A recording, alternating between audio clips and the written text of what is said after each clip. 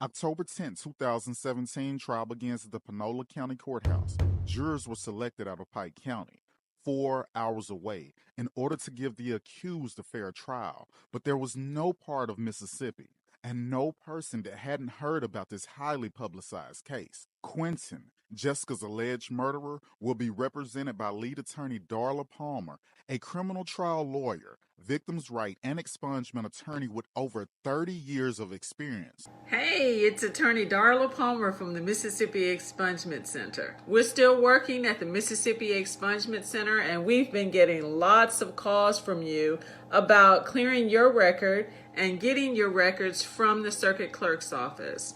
Why don't you give us a call? We're still open, and we're still $25 get you in the door. So give us a call. Her co-counsel, Alton Peters, a specialist in criminal and civil matters. The state of Mississippi is expected to call 35 key witnesses, and first up was Jessica's mom, Lisa Chambers. Lisa broke down the last call that she received from Jessica, the night that she was viciously attacked. The second witness, Jessica's friend, Keisha Myers, who was with Jessica on the same day that she was killed. She recalls Jessica picking her up at 10 a.m. in the morning, and inside her car was Quinton Tellis. Keisha stated that they rode around and smoked a bit. Then Jessica dropped Quinton off at his house. Quinton admits that he talked to her again that evening when Jessica allegedly called him asking for some money to get her something to eat. He obliged and met her at the M&M gas station, the only gas station in small-town Cortland at the time. Quinton alleges he gave her money for food. She said thank you and left. Keisha is then questioned by attorney Darla Palmer. She asked if Keisha had knowledge that Jessica sold Mary J. She said yes. Jessica served people at least every other day, but no one knew who she was selling to, which you have to admit seems crazy. Serving people every other day, yet she couldn't come up with a few dollars to get something to eat without Quinton stepping in. Keisha and her were close, but she knew none of her clients. Her mom, Lisa, did not believe that Keisha was being honest about that part. The prosecution then called for Cole Haley, a volunteer fire department first responder who was one of the first people to respond to the car fire call. He recalls Jessica coming towards him saying, "Help me, help me, help me." He described her hair was fried like she had placed her hand in a light socket. She was consumed by burns. He wrapped her in a blanket. Her arms were straight out. He held onto her hands. Her mouth was charred black. "What is your name?" he asked. She says, "Jessica." Jessica Chambers. Words bobbled due to the severity of her burns. Cole was brought to tears in the courtroom, visibly shaken. All he ever wanted to do was help other people. He was no longer a part of the volunteer fire department. Cole said he had never seen anything like this and hoped he would never have to again. Quinton Tellis, however, has maintained his innocence from day one. He told his mom, "I didn't do this. I don't know why these people are doing this to me. I just want it to be over." Day 2 of trial began with testimony from numerous first responders. Jody Morris, volunteer firefighter, testified saying he saw heavy flames coming out of the passenger area of the car. He witnessed Jessica coming out of the woods in a zombie-like state. Quote, "These words were harsh but truthful." Shane Mills, another volunteer firefighter, admits to seeing her beautiful blonde hair, as he describes it, fried. Daniel Cole, emergency operations, describes soot all around her mouth. Will Turner, on scene, said that she looked like someone off The Walking Dead. Testimony reveals at least 2 of the volunteers admitting to seeing a suspicious man hanging around the crime scene that night. Will described him as a middle-aged black man with a cold stare. He was looking at the car and in the woods. First, he was dressed in a blue shirt, and by the time he got out of his sight, he was dressed in white. At least 17 witnesses from that night testified that they heard Jessica repeat Derrick or Eric, something the prosecution was still somehow confident they could overcome. Day 3 of trial, Mary Beth Hall took the stand, a nurse at the Regional 1 Burn Center. She described the condition of Jessica after the attack: burns, face, neck, back, chest, arms, legs, covering over 90% of her flesh. Dr. Barnhart, the chief medical examiner, took the stand, relaying the cause of death: soot and smoke inhalation, and thermal injuries due to the extreme heat. Homicide. A presence of Mary J. was found in her system. The prosecution attempted to sway the jury's opinion on how so many people heard Eric and not Quinton, explaining just how hard it would be for Jessica to speak with her injuries, basically saying that it would have been impossible for a person to form words with the severity of her burns. She had accumulated to her vocals. The theory from the prosecution alleges that Quinn wanted sex. After asking for it every single day, he possibly injured her to the point that he felt of no return. He drives her vehicle down Heron Road in Cortland. He tosses her keys down on the way back to his house. He then grabs some gasoline, drives back to the scene, douses the car and Jessica with accelerant, and set her and the vehicle on fire shortly before the first responders arrived. But it would take irrefutable evidence to prove this theory. The prosecution thought they had everything they needed to sway the jury. Surely, testimony from an FBI agent would provide the jury with much needed clarity. December 18, 2014, Dustin Blunt, FBI special agent, arrives at Quinn's mom's house, but Quinn was surprisingly cooperative on Dustin's recounts of the interview. Dustin testified that he took a look at the shed that sat outside of Quinn's home. Inside laid a 5-gallon gasoline container.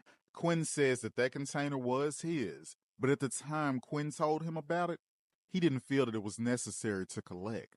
Quinn admitted to Dustin that him and Jessica had a sexual relationship that played out in her car. Quinton stated that the passenger seat was reclined back and she was on top. Despite the alleged consensual contact and their newly formed friendship, Quinn admitted that he erased all communications with Jessica on his cell phone, calls, messages, even her contact information. However, the extensively trained FBI agent never asked why it was deleted in the first place, quickly becoming one of the biggest missed opportunities for the prosecution. Dustin said obviously he was concerned about the why and just failed to ask the question.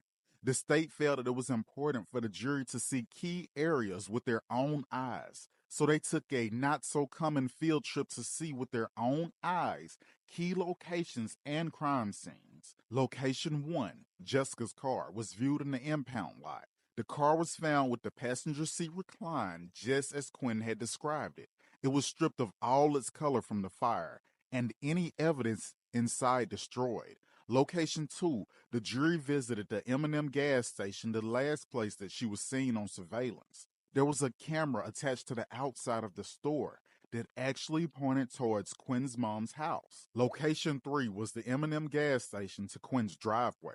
District Attorney Champion says that he believes that Jessica's car can be seen on the camera pulling into their driveway. The times seemed to match up, but it was too dark to be 100% positive. The make and model was not able to be clearly seen, further hindered by a blind spot in the driveway due to trees that posed a huge problem, making it more of an assumption than any tangible evidence. Location 4, Tellis' driveway to the dirt road near his house. He admitted to hanging out with Jessica on that dirt road near his yard where they parked and had sex. Surprisingly, a personal assault kit was never done by the medical examiner. The 5th and final location, Tellis' house to the crime scene, a direct path. Jurors were also shown the area where Jessica's car was found against a fence. Alton Peterson asked law enforcement exactly what area was considered a crime scene besides the area where the car was found. Pointing out there was an area behind the fence, law enforcement could not confirm if that area behind the fence was included in their investigation, so it probably never was. A possible secondary crime scene that was never reviewed, the ball had been dropped on this case, and there was no telling how much evidence was missed and what evidence was left behind. Jessica was found walking 30 to 40 feet across the street from her car. Law enforcement could not conclude if any of that area was investigated at all. The field trip ended.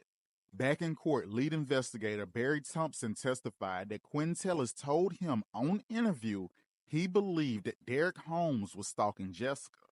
Derek is a 25-year-old resident of Cortland and listed on the Mississippi Offender Registry. Derrick Holmes was looked into by investigators, and they confirmed that he was supposedly with his mother at the time of the crime, rubbing her feet, so they knew it couldn't be him.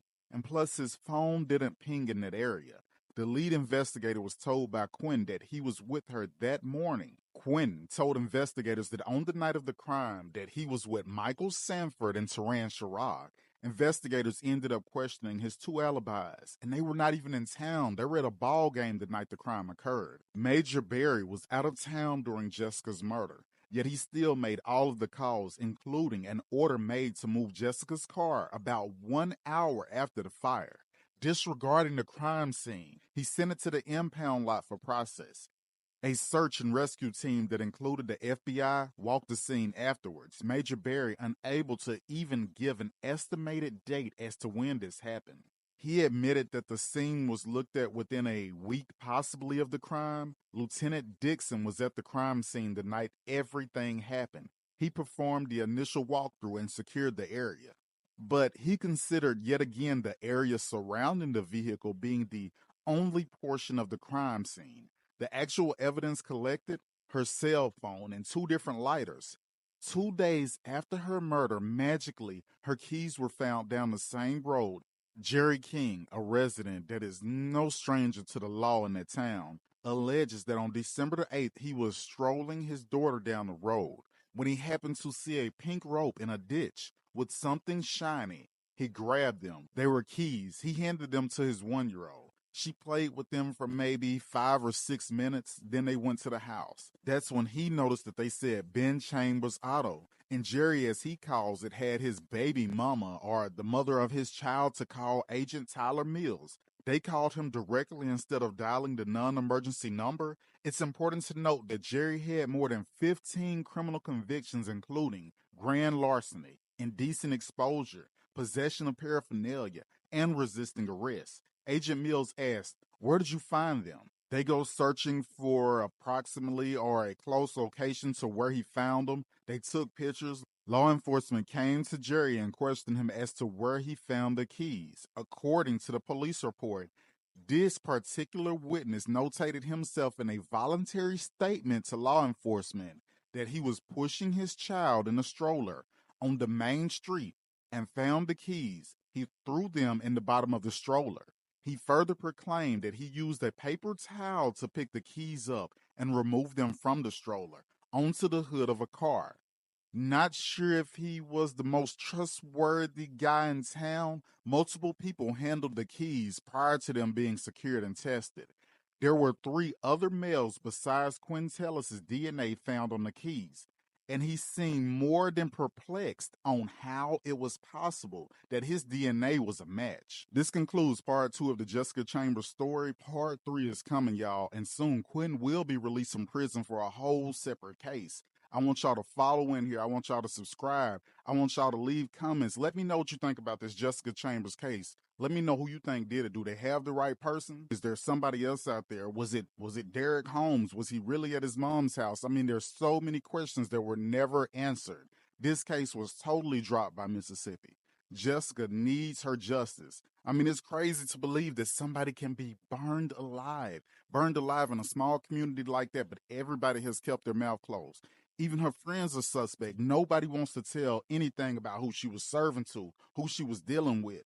All we know is the last person that she was with, reportedly, was Quinton Tellis. And that's a scary, scary thing out there because, I mean, this man's background is not the cleanest. This seems like a troubled soul, but are they just trying to point the finger at him because it's an easy way out? There's so many questions here, but Jessica Chambers' killer has got to be caught. They're still out there in the street. You probably walk past this person every day. They speak to you, and you never would know that this person is a murderer. Will Jessica Chambers ever get the justice that she deserves? If you have a story, if you have a family member, if you have somebody that really needs to get their story out there, feel free to reach out in the comments. I'm also on TikTok. I'm on Facebook. You can pretty much find me anywhere under Crimes Among Us, whether I've worked on that page or not. I have a podcast coming. I'm really trying to get these stories out to y'all. Stay safe out there, y'all, and remember, there is always crimes among us.